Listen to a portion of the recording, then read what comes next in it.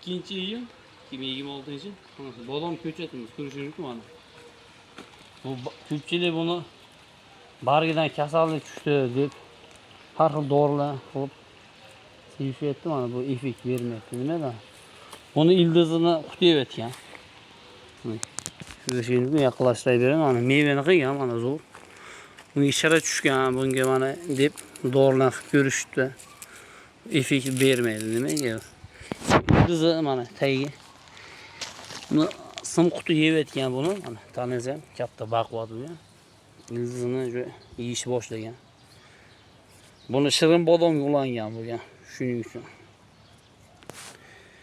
Buni payvon tagini shu achchiq bodomga ulagan bo'lish kerak. Shu anda effekt yaxshi bo'ladi buni. Qurimasda.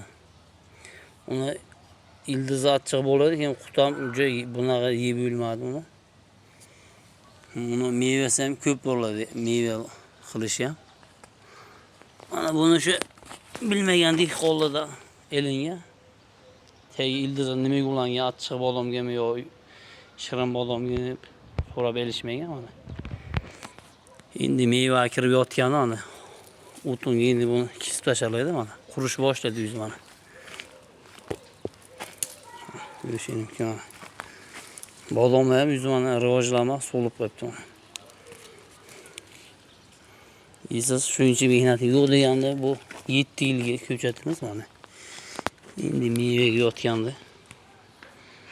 Shuning uchun bog' bollarga aytamiz, nima ko'chat elishdan birinchi ildizi tagini so'rash kerak, nimaga ulangan, qanaqa deb. Shunda bog'da effekt yaxshi bo'ladi natija.